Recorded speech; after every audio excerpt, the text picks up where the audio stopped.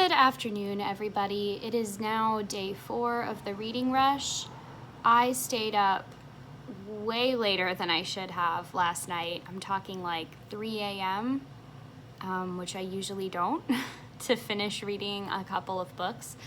The long and the short of it is, so last night I was getting some reading done for the Bookie Trials, which is going on for the entire month of July. And I realized as I was finishing up my Crimson Peaks challenge, which is to reread a book, that I'm actually going to become a quest champion for that, which I didn't think was going to happen.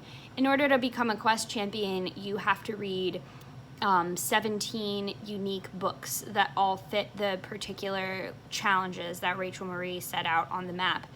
And I am like 3 books away from reading them, and 2 of those books are things that I was planning on reading for the reading rush anyway, and then the last one is Stardust, which is the Bookie Grail. That's the book that everybody doing the Bookie Trials has to read. So I'm gonna go for it, because why the hell not? I did end up having to place a order to purchase Stardust because there was no way I was going to be able to get it from the library in time.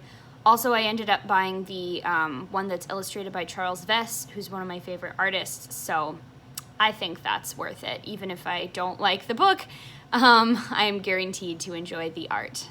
Talk to you soon.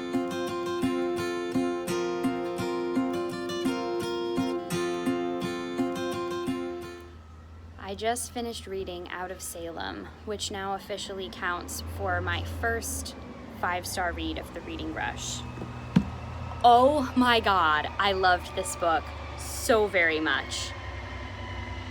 We're gonna wait for the garbage truck.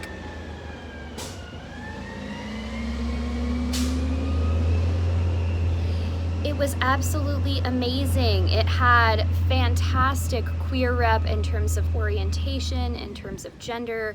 It's an own voices, non-binary protagonist. I am going to be full of effusive gushing about this book. I'm definitely going to have to put it in my wrap-up for the reading rush, but it does what a lot of socially conscious YA tries to do and often can fall short of the mark, but it does it so well. It doesn't shy away from engaging with really thorny social issues that we have not found easy solutions or vocabulary to address yet.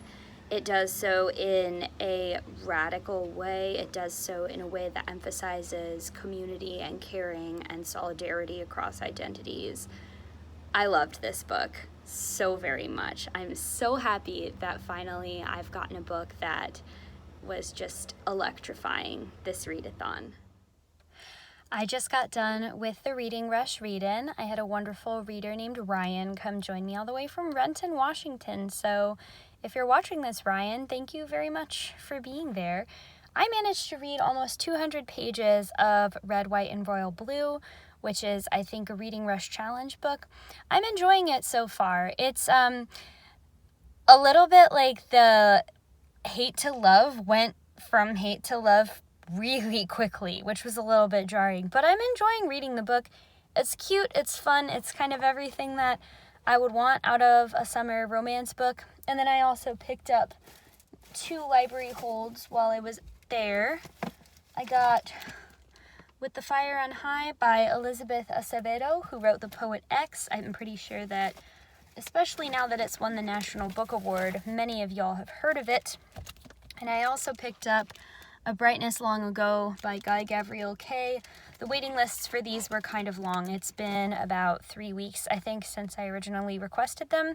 So I'm happy to have those and add them to my reading rush TBR if I get through Red, White, and Royal Blue and Stardust in time.